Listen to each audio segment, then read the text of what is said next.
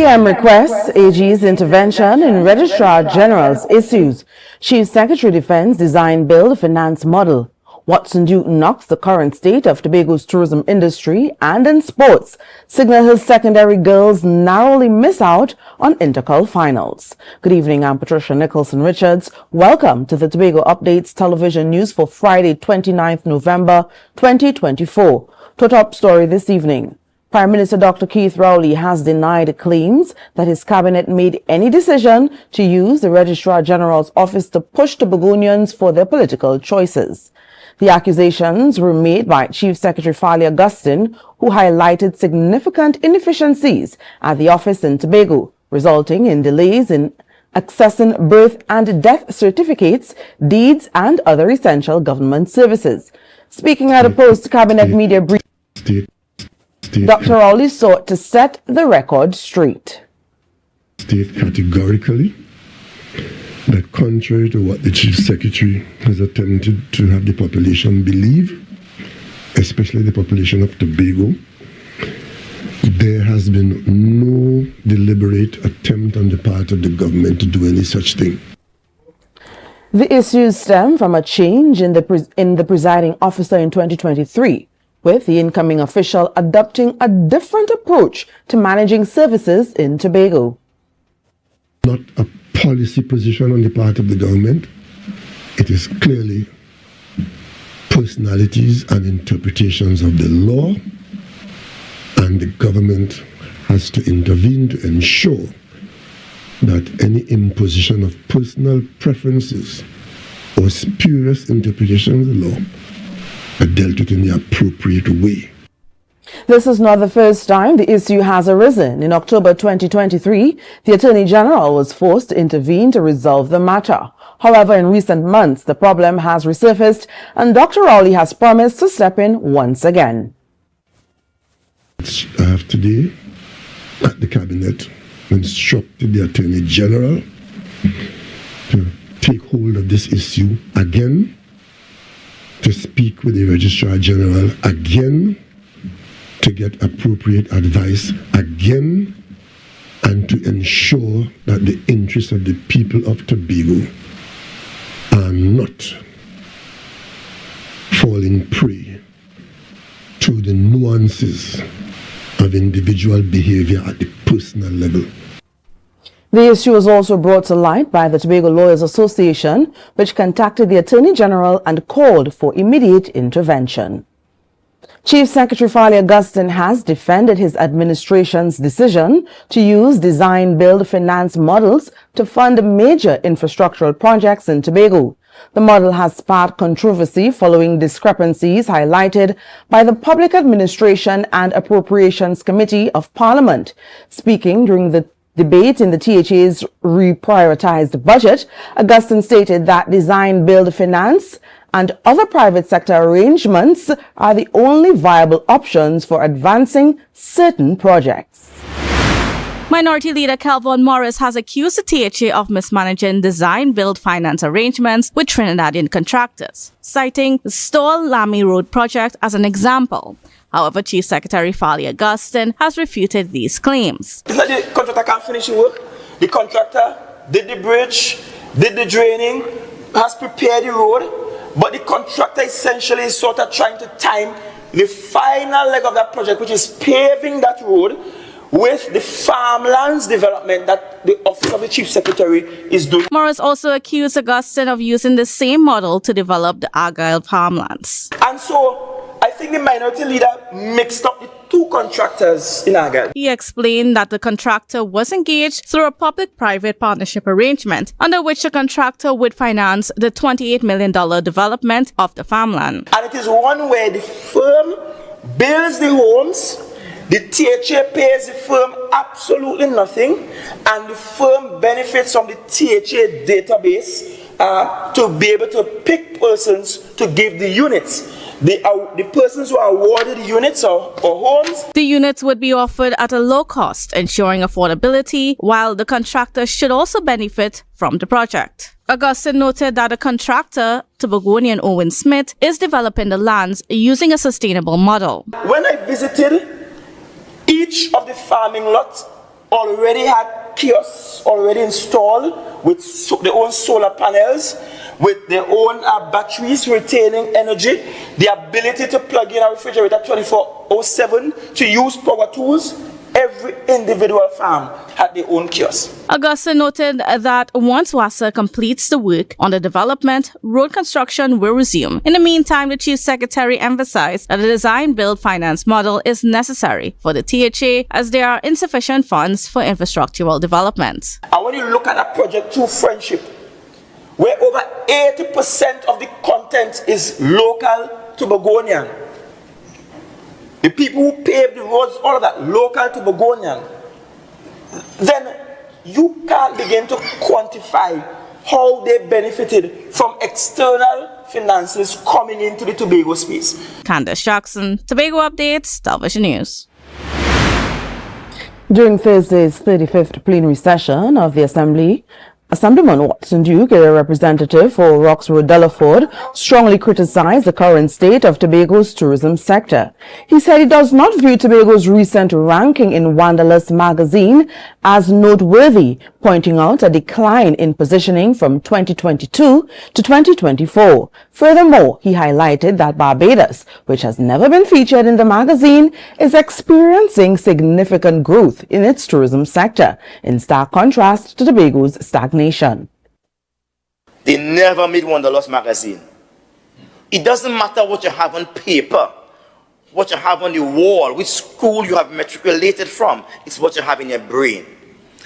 He also expressed dissatisfaction with Tobago's representation in the world travel market, criticizing the decision to have the recent shark bite victim represent the island's tourism product. He argued that this was not an appropriate or effective way to market Tobago.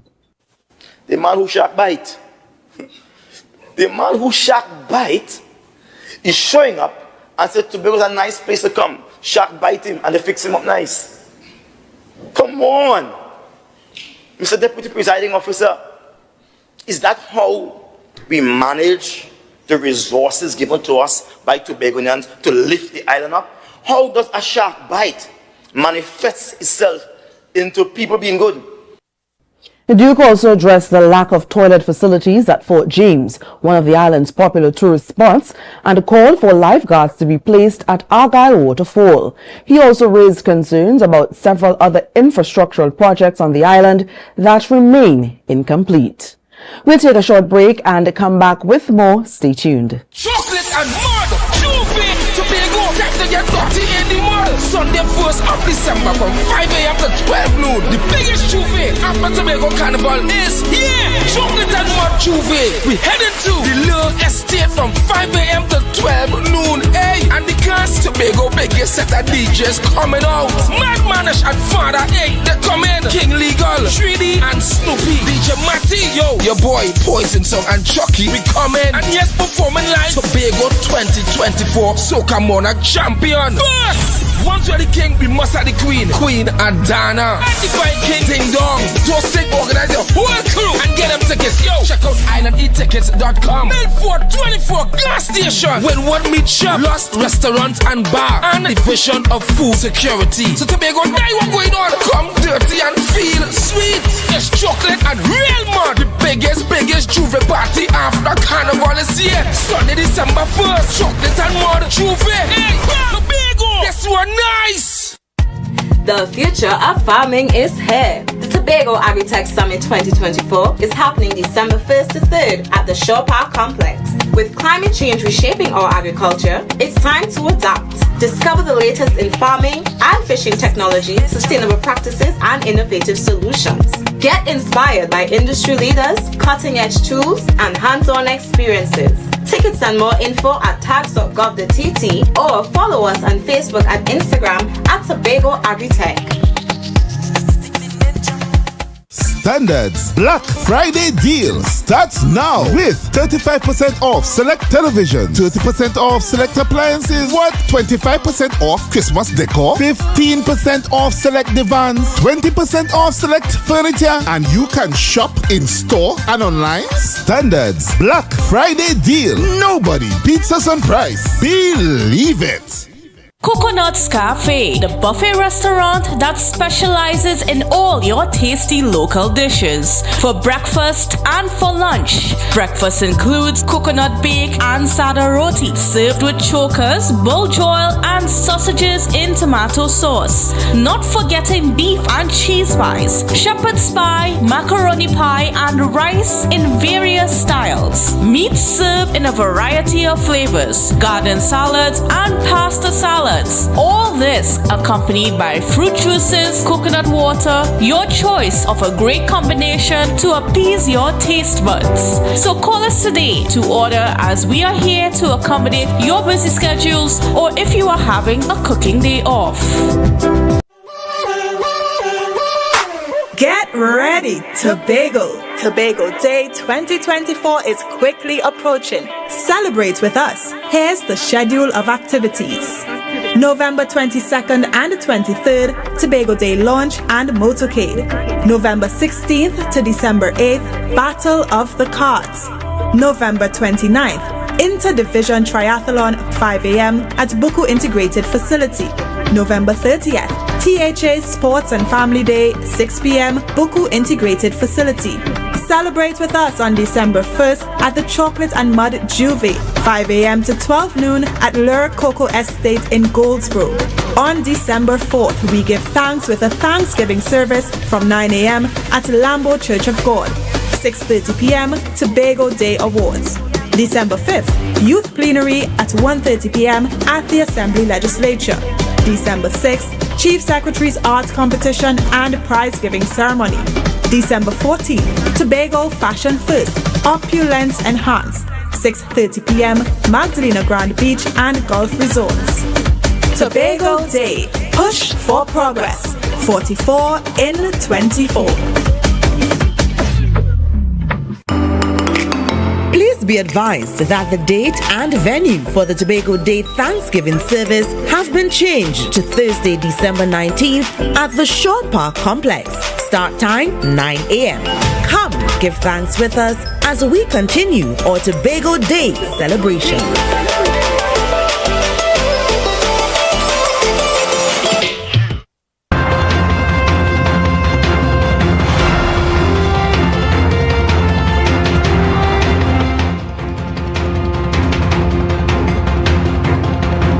Welcome back. Artists from Tobago and Trinidad are showcasing their work at the Secret Garden Gallery in the Cocoa Reef Resort. Organized by Marvin Superville, curator of the Art Gallery Tobago, the exhibition aims to highlight the talent of local artists while providing them with a platform to market their pieces to both local and international audiences. Reporter Candace Jackson attended the opening and came back with this report. The Caribbean's culture, life, and nature were brought to life through paintings and sculptures on display at the Secret Garden Gallery. Curator Martin Superville hopes the exhibition will inspire visitors. Art is important because it invigorates your country, your island. It's the creative sector that makes things move along. A total of 24 artists from Tobago and Trinidad are featured in the exhibition. The diverse collection includes both color and black and white works, ranging from watercolors and oil paintings to sculptures and color pencil art. Each piece depicting various aspects of life created emotional connections with attendees. We have a lot of creative souls, and they have been producing and sculptures, and they're so happy to have a space that they can produce it, they can show it to the public.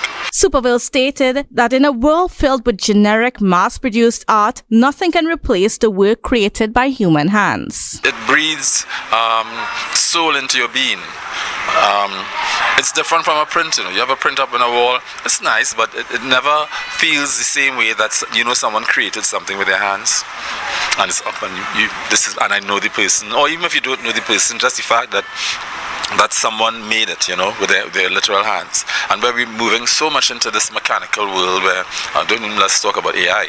Among the special pieces on display was an intriguing sepia-toned painting on a large canvas by Peter Shepard, an artist typically known for producing smaller works. Shepard shared that the piece was inspired by his evening drives around Tobago. And that's what this painting is. It's a view of a village below. You're driving along the road through bamboo groves. And one noticeable thing about roads in Tobago is the black and white walls that you'd often see people sitting on, having a chat and so on.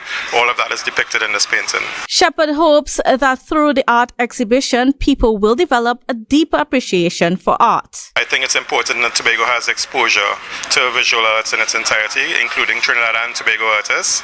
And it just brings awareness. And hopefully that during the run of the exhibition, that a lot of people from Tobago, not just the visitors, but also from Tobago, especially school children, can come and see the work of the Trinidad and Tobago artists. Other artists featured in the exhibition include Shanari Richardson, Amber Shaw, Jason Ned, Chris Thompson, and Lisa Hutchinson. The art exhibition will be open until January 2nd, 2025. Candice Jackson, Tobago Updates, Television News. As the school term draws to a close for the 2024 Christmas holiday break, many students are participating in a variety of festive activities. However, a partnership between the Daring Sequence Youth Foundation and Anomaly Music is creating a unique opportunity to spread a positive message to young people through music with their Jingle Bell Christmas tour. Yesterday, they visited St. Patrick's Anglican School and Bethesda Government Primary School. The students were all smiles and were excited to represent their institutions for a great opportunity. Don't forget, we have the best school that sing any Anomaly song. 4 students get a free packaging for recording. Whether they're singing soca, hip-hop, wherever, so we walk in and see what's going on. In addition to this, students who don't have access to Wi-Fi will also be given free internet access. For Dr. Waldron Joseph, principal of the Bethesda Government Primary School, this is an important initiative to bring love and peace back into the community. Well, we are so glad to have them here. If every time we need conscious lyrics and conscious messages now, and we truly thank you for coming and sharing conscious lyrics with our students. Yeah? And now here's a little snippet of the festivities.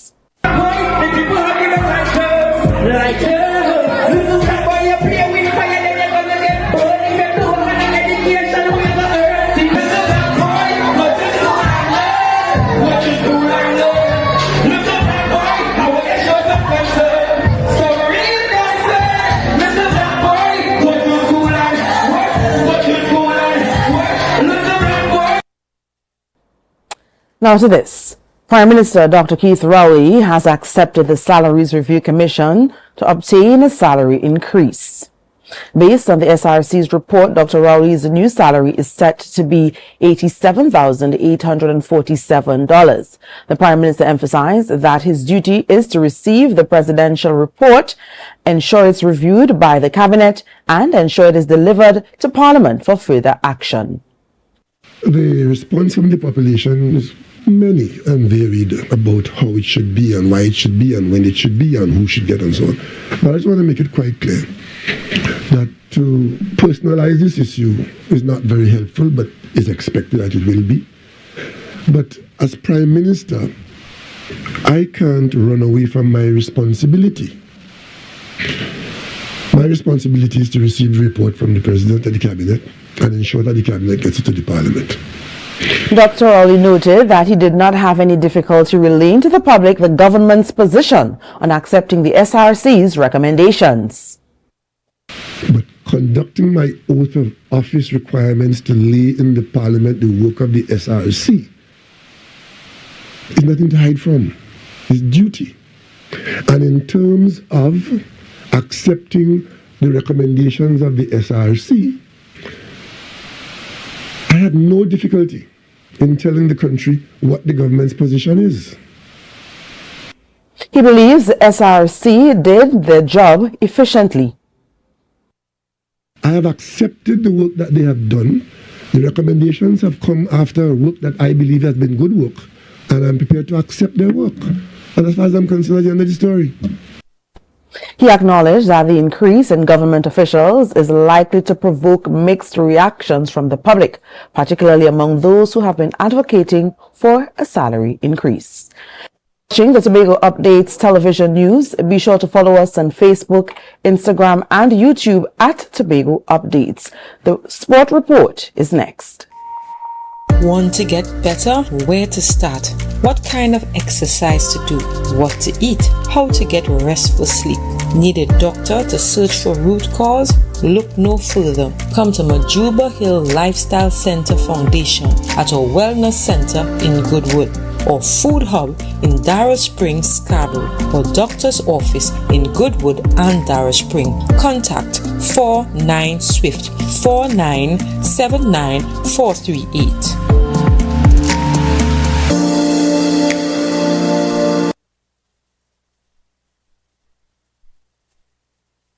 Unwrap the magic of Christmas and have the best Christmas ever with a Christmas Wishes loan from Bethel Credit Union. Up to $20,000 can be yours, so you can take care of all those Christmas expenses. You could even pay off all your debts and your credit card. Come on down to where we make wishes come through, because we see you at BCU. Visit any of our offices today at 31 Bethlehem Road, Bethel, Tobago, or Mount Mary Lower, Scarborough, Tobago. You can contact us at 639-8226-660-7358 or 631-1336. Normal lending criteria apply.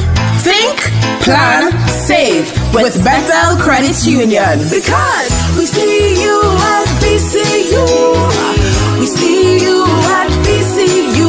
Come on down, get a loan or two, cause we see you this Christmas at BCU. When the game is on, you don't want to miss the best moments. With Amplia TV, you can enjoy our ultimate sports package and watch your favorite games on the go. Stay connected and informed with sports news, scores, and stats with Amplia's fastest internet speeds. Up to 1 GB fiber internet, you can stream riveting football action, cricket, NBA games, and much more. With Amplia, it's game on.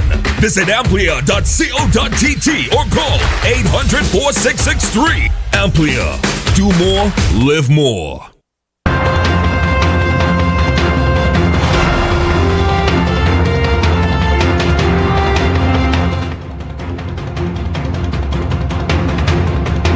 Welcome to sports. A gripping battle on the pitch ended in a dramatic fashion as St. Joseph's Convent edged past Signal Hill Secondary in sudden death penalties to secure a spot in the national semi-finals of the Secondary Schools Football League Girls Intercul. Here are the details. Sudden death penalty kick secured North Zone champion St. Joseph Convent a spot in the national semi-finals of the Secondary Schools Football League Girls Coca-Cola Intercul knockout competition. They triumphed 5-4 over Tobago champions at Signal Hill Secondary in a tightly contested national quarterfinal held at Black Rock Recreation Ground earlier this week. The teams were inseparable during the regulation time, finishing 1-1 after 80 minutes. Both goals came from set pieces. Signal Hill struck first in the 58th minute when Madison Campbell's long-range free kick soared over St. Joseph's goalkeeper Alexia Donald. St. Joseph leveled the score in the 69th minute, courtesy of a free kick from Phillips' that wrong-footed goalkeeper Kenisha Taylor. The match remained even after the first 5 penalty kicks, tied at 4-all, forcing sudden death. Substitute Bethany Felix became the hero for St. Joseph, confidently converting her penalty after Signal Hill's earlier attempt hit the crossbar. Tough luck there to Signal Hill. Marcus Daniel, Tobago Update Sports. From football to cricket, Tobago's cricketing excitement is set to reignite as the Canaan Bonaccord Sports Club Night Cricket League makes its highly anticipated return this December. With cash prizes, family-friendly activities, and top-tier talent, it's shaping up to be an unforgettable experience. Marcus Daniel tells us more. The highly anticipated Canaan Monaco Sports Club Night Windwall Cricket League will return this year as a one-day event on Sunday, 1st December at the Canaan Monaco Hard Court. Endorsed by the Ministry of Sport and Community Development, this vibrant community-centered event promises an action-packed day of cricket, camaraderie and entertainment. With over 20,000 in cash prizes up for grabs, the league will draw top cricket talent from across Tobago. Activities bowl off at 10 a.m. and run until midnight. Event coordinator Marcus Daniel assures a family-friendly atmosphere featuring novelty games and a bouncy castle for children.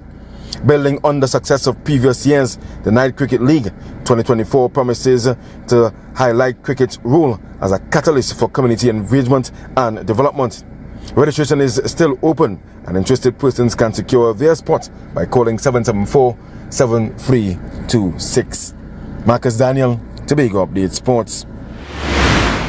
And that's it for Sports Report. The weather is up next. Chocolate and mud, Tuesday, Tobago, time to get dirty in the mud. Sunday 1st of December from 5 a.m. to 12 noon. The biggest Tuesday after Tobago Carnival is here. Chocolate and mud Tuesday. We heading to the little estate from 5 a.m. to 12 noon. Hey, and the cast Tobago biggest set of DJs coming out. Mad Manish and Father, hey, they come in. King Legal, 3D and Snoopy, DJ Matty, yo, your boy Poison Song and Chucky, we come in. And yes, performing live Tobago 2024 Soca Monarch Champion. First, once you're the king, we must have the queen, Queen Adana. And the fine king Ding Dong. Just take, organize your whole crew and get them tickets. Yo, check out islandetickets.com. Milford 24 gas station with one meat shop, Lost restaurant and bar, and division of food security. So Tobago, now what's going on? Come dirty and feel sweet. It's chocolate and real mud. The biggest Juve party after Carnival is here. Sunday, December 1st, chocolate and mud, Juve. Hey, Tobago, this one nice.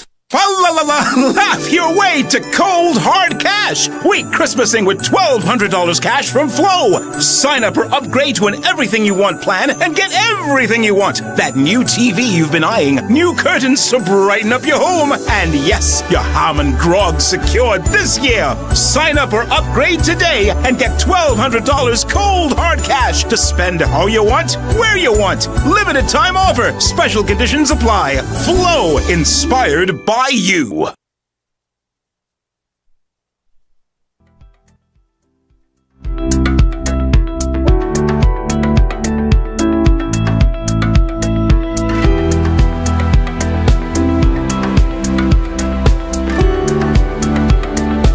According to the Met Office, here's what you can expect of the weather this weekend. Tonight, partly cloudy with showery spells in some areas and the low chance of an isolated thunderstorm. Temperatures may drop to about 25 degrees Celsius. Tomorrow, a few showery spells, particularly during the morning period, will interrupt a generally fair and at times breezy day. There remains a low chance of the odd thunderstorm. All marine interests should exercise caution as a hazardous seas alert yellow level is in effect. Daytime temperatures on Saturday will reach to 32 degrees Celsius with lows of 26 degrees Celsius at night. On Sunday, expect mainly sunny and breezy conditions despite the likelihood of a few light passing showers. A generally fair night is forecasted. And that's how we end this evening's newscast. Here's a recap of our headlines. Prime Minister requests AG's intervention in Registrar General's issues in Tobago. Chief Secretary defends design, build, finance model. Watson Duke knocks the current state of Tobago's tourism industry. And in sports, Signal Hill Secondary girls narrowly miss out on Intercol finals. I'm Patricia Nicholson Richards, thanking you so much for joining us, wishing you a great night and an even greater weekend. Stay safe.